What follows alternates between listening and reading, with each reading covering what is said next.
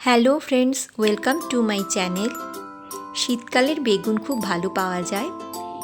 আমরা প্রায় বেগুন ভর্তা রান্না করে থাকি, তবে আজকে আমি রোস্টেড বেগুন ভর্তা রান্না করিনি, একটু অন্যরকমভাবে রান্না করেছি। এখানে আমি একটা বড় বেগুন নিয়েছি, আর নিয়েছি দুটো পেঁয়াজ, দুটো বড় টমেটো, তিনটে চেরা কাঁচা লঙ্কা আর অল্প ক্যাপসিকাম কুচি।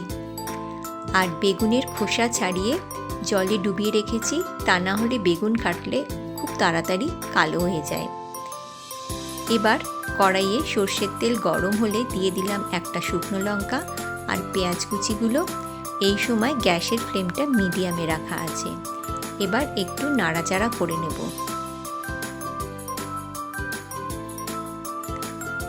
পেঁয়াজ কুচিগুলো গোল্ডেন কালার হয়ে এসছে। এবার দিয়ে দিলাম আদা রসুন পেস্ট। ভালো করে মিশিয়ে দিয়ে আবারও নাড়াচাড়া করে নেব।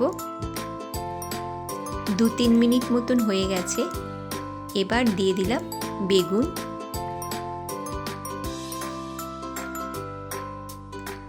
আর দিলাম নুন দিয়ে ভালোভাবে মিশিয়ে দেব আর একটু নাড়াচাড়া করে নেব।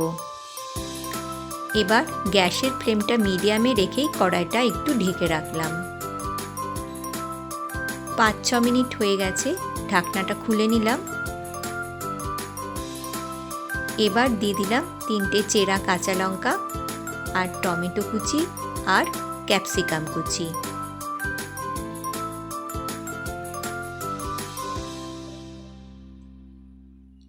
একটু নাড়াচাড়া করে নেব।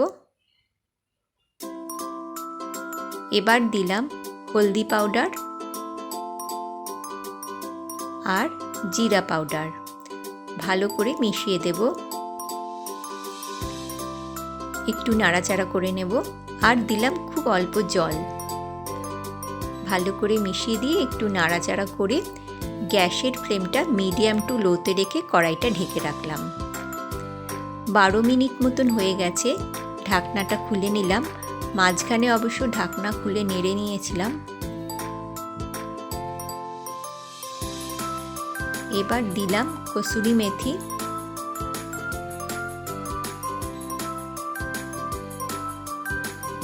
মিশিয়ে দেব।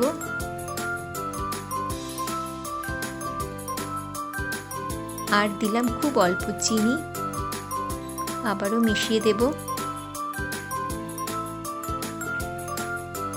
এবার দিলাম ধনেপাতা কুচি। এই রান্নায় কসুরি মেথি আর ধনেপাতা একসঙ্গে দিলে ফ্লেভারটা খুব ভালো হয়।